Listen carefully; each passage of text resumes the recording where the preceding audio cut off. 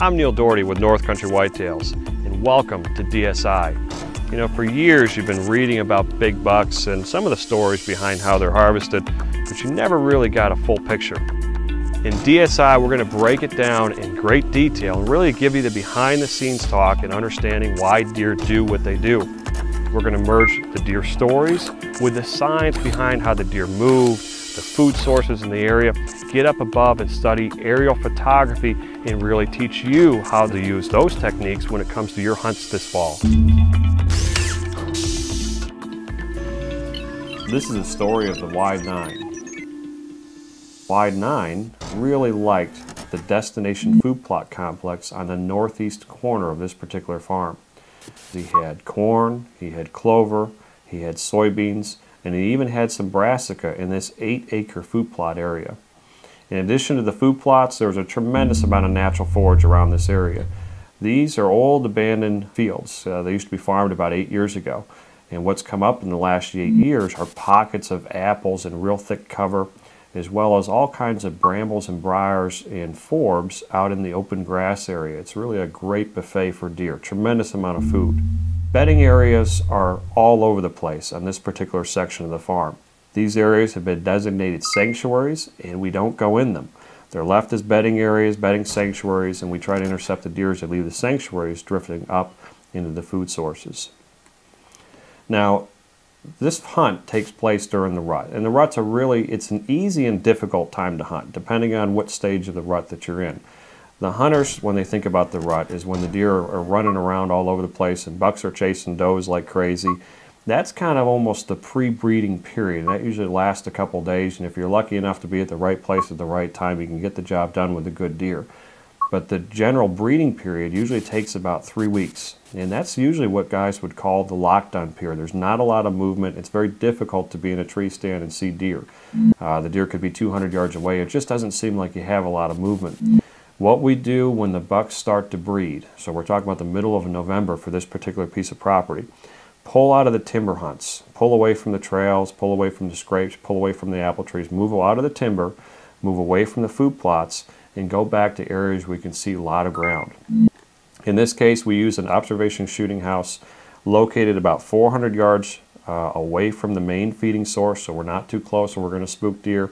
And we're able to watch from this shooting house about 200 acres worth of CRP ground that deer could be out bedded in.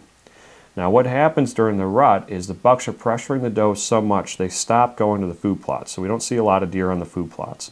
And the does start to pull out of the timber and they head to the grass fields because the grass fields offer more protection than the woods do. If you think about the rut from a doe's perspective, every time she lays down, if there's bucks around, every 45 minutes or every hour, they're going to bump her out of her bed and check to see if she's ready to be bred. Out in the grass fields, she can lay down in this dense grass. The air actually circulates over top of her and it helps hold her scent in. And we've watched bucks cruising the grass fields have to get within 20 or 30 yards of a doe before he's able to smell her and then pop her out of her bed. So it's a good spot for them to lay down and get a little extra rest. And these grass fields tend to load up with 20 or 30 doe fawn groups during the course of the breeding season. And our job is to sit there and wait and watch for good bucks to pair up with these does and move off to a location and bed down, where we then get out and we do a spot and stalk on the buck and doe combination while they're bedded. And 4 or 5 years ago, if you told me this is a viable technique to hunting bucks during the rut, I'd say you're crazy. You can't consistently kill deer off the ground. But having done it for the last few years, I can tell you it's a lot more successful in terms of amount of time on tree stand hunting out of these grass fields than it is hanging on the side of a tree. It's a lot easier to control your fate and make a move on a deer during the rut than it is just trying to wait for him to walk by the funnel that you may be trying to hunt. So let's talk about the particular time frame that I was able to be successful here with this Wide 9. Now, first of all, I had hunted 4 days to try to see this buck. The first 2 days I saw a number of bucks, but never the Wide 9 that I was looking for. On the third day in, the third shift in, and these are all-day shifts. You go in the morning, you come out at night. The third shift in, I spotted the Wide 9. He came out down in this straw thicket, and he was cruising, and he was aggressively looking for does. He was red hot that morning. At 9:30 in the morning is when I saw him. He cruised up, he bumped some does out of this apple thicket, And up through the grass fields he went, and he was just covering ground. You couldn't have trotted behind him and tried to run him down. He was moving so fast. I actually, with a spotting scope, snapped a picture of him cruising through the grass fields right here. Up towards the house he went. He hung a left-hand turn. He moved directly south and disappeared below this food plot. He literally covered probably 2 miles of area in 15 or 20 minutes. It was amazing to see how much ground he covered. The next time in the blind, just as first light was starting to come around, I could just make out some deer that were out in this food plot. I saw a big body deer leaving this food plot and drifting back into the timber. And by the body size, I would say it was a mature deer.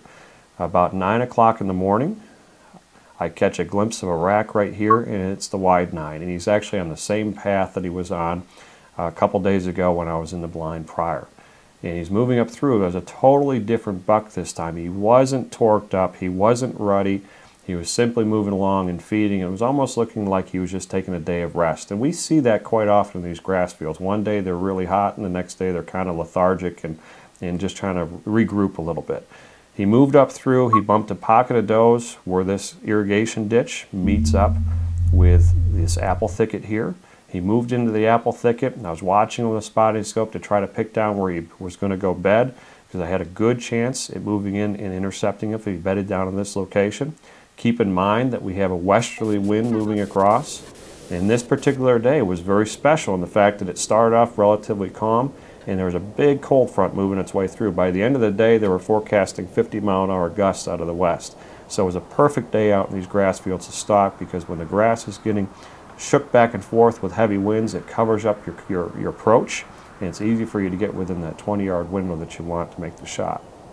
So the buck bounced around in this thicket for about 15 minutes, and then he started to drift back. Now he's drifting in a direction that puts the wind right at his rump. He has no chance of smelling what's in front of him. So from my shooting house location, I jumped out of the stand, and as the buck moved across this line, he was actually following this line of darker green and lighter green grass. As he moved across this line, I was slipping down a mowed path to try to get in front of him for a cutoff. I was a little bit late getting to this point. The buck was a little bit too close, and it was just going to be too risky to try to move in close enough to get that 20 or 30-yard shot. I think the chances of his seeing me were too great at that point. So what I decided to do is I ran away from the buck. Now I'm in an irrigation ditch here, so I'm able to be out of sight.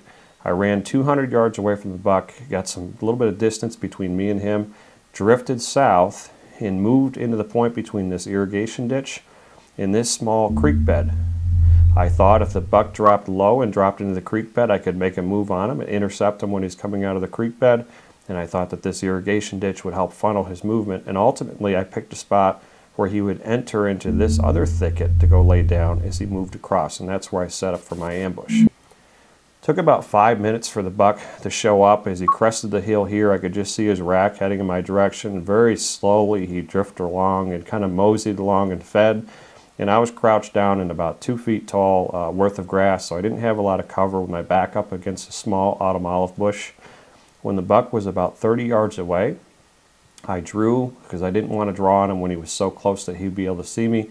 I still had good grass cover at that point, and as he moved closer and closer and closer, I thought, you know, it's going to be kind of a close encounter shot here. I'd really wanted the shot to be a little bit further away.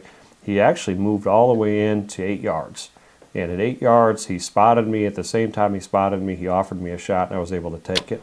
And made a good shot on him. The buck ran off about 80 yards and toppled over. Now, that was probably one of the most exciting hunts that I've had. Being able to be on the ground with a mature buck like that and watch him for 5 minutes as he drifted closer and closer and closer to that 8-yard shot. As a matter of fact, before I could shoot him, before I had the shot, I could smell him. I could hear him. It was really intense. It was a lot richer experience than I've ever had up in a tree stand. When you're trying to hunt rut bucks, it can be very difficult. And when you're trying to hunt bucks that are during the breeding period of time, it's awful tough, and it requires a lot of time in the woods. If you're lucky enough to have an opportunity to go out to some grass fields, think about hunting outside of the box. Go to those grass fields, sit all day long, and look for bucks that are going to be checking for does bedded out in those grass fields. That just might be the trick for you this fall.